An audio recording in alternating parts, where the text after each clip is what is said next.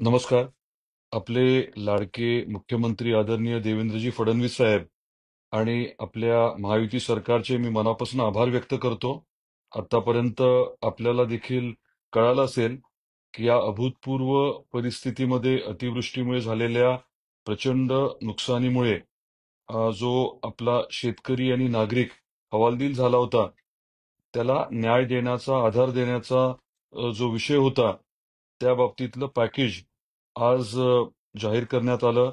आदरणीय मुख्यमंत्री महोदयांनी ते जाहीर केलं आणि आपल्याला जी अपेक्षा होती, त्यातल्या जवळजवळ सर्व बाबींना स्पर्श करत अतिशय अतिशय दिलासादायक असं पॅकेज जे आहे, मदत जी आहे ती जाहीर करण्यात आलेली आहे. एसडीआरएफ, एनडीआरएफचे जे निकष आहेत, त्याच्या पलीकडे जाण्याचा जो आपण विनंती अर्ज केला होता, आपण विनंती केली होती, मागणी केली होती, त्या पूर्ण बाबींचा आदर करत एसडीआरएफ, एनडीआरएफच्या निकषाच्या पलीकडे जाऊन 10,000 प्रति हेक्टर मदत जी आहे ती राज्य सरकार करणार आहे. 2 हेक्टरची मर्यादा जी होती ती आता 3 हेक्टर करण्यात आलेली आहे. आणि खास करून ज्या बाबतीत आपल्याला चिंता होती, या प्रचंड अतिवृष्टीमुळे, पुरामुळे मोठ्या प्रमाणात जमीन खरडून गेली होती आणि ती दुरुस्त करायला खूप पैसे लागणार होते. तर 47,000 रुपये नगदी देण्याच्या व्यतिरिक्त 3 लाख रुपये पर्यंतची मदत जी आहे ती रोजगार हमी योजनेमधनं आपल्या शेतकरी बांधवांना, भगिनींना जमीन दुरुस्त करण्यासाठी मिळणार आहे. घराची दुरुस्ती यासाठी वेगळे पैसे अधिकचे देण्याचं ठरलंय. प्रधानमंत्री आवास योजनेमध्ये प्राधान्याने ते घरं घेण्याचा निर्णय घेण्यात आलाय. ज्यांची दुकानं किंवा इतर काही लॉसेस झालेत, त्या बाबतीत देखील वेगळे निकष, अधिकचे निकष लावण्याचं ठरवलेलं आहे. गाळ अनेक विहिरींमध्ये गेला होता. त्या बाबतीत आपली बऱ्याच वेळेस चर्चा झाली. तर मुख्यमंत्री महोदयांनी तो विषय देखील अतिशय संवेदनशीलपणे हाताळलाय. 30,000 रुपये प्रति विहीर ही मदत करण्याचं ठरलंय. पशुधनाच्या बाबतीत देखील 3 पशुधनाची मर्यादा एनडीआरएफ, एसडीआरएफ मध्ये होती. तर आता कुठलेही बंधन न ठेवता संख्येचं जे काही दुर्दैवाने पशुधन दगावलं गेलं, त्या सर्वांना मदत करण्याचं ठरलेलं आहे.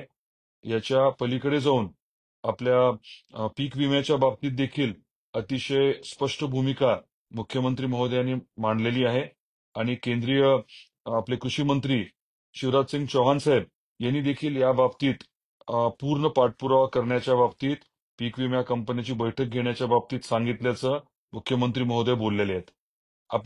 मला आधीपासून हेच सांगायचं होतं आणि मी सांगत होतो वारंवार की अभूतपूर्व अडचणीच्या या काळात आपलं सरकार अभूतपूर्व मदत करेल आणि त्या पद्धतीची मदत आज जाहीर केल्याबद्दल मी पुनश्च आदरणीय मुख्यमंत्री महोदय देवेंद्रजी फडणवीस साहेबांचे आभार व्यक्त करतो. दोन्ही आपले उपमुख्यमंत्री महोदय एकनाथरावजी शिंदे साहेब आणि अजितदादा पवार साहेब यांचे देखील मनापासून आभार व्यक्त करतो. आपलं पूर्ण महायुती सरकार, आपलं मंत्रिमंडळ, सर्व अधिकारी ज्यांनी याच्यात सहकार्य केलं त्यांचे देखील आभार व्यक्त करतो आणि शेतकरी बांधवांना, भगिनींना परत एकदा विश्वास देतो की आपलं सरकार आपल्या बरोबर आहे. प्रत्येक अडचणी दूर करण्याचा आपला प्रयत्न चाललाय आणि त्याच्या अनुषंगाने आपण सर्वजण आश्वस्त राहावं की कुठली अडचण आपल्याला येणार नाही. आलेले जे काही विषय आहेत ते सोडवण्यासाठी प्रामाणिकपणे प्रयत्न होतील. आपल्या धाराशिव जिल्ह्याचं आवर्जून सांगायचं म्हटलं तर काही असे कुटुंब आहेत जे आर्थिकदृष्ट्या प्रचंड अडचणीमध्ये आलेले आहेत. मोठ्या प्रमाणात पशुधनाचं नुकसान झालंय, मोठ्या प्रमाणात जमीन खरडून गेलेली आहे. असे काही विशिष्ट जे कुटुंब आहेत, त्यांना निश्चितपणे या सर्व पॅकेजच्या माध्यमातून मोठा आधार मिळणार आहे आणि त्याच्या पलीकडे जाऊन इतर काही अडचणी असतील तर त्यासाठी जिल्हा प्रशासन आणि आम्ही सर्वजण आपल्या बरोबर आहोत.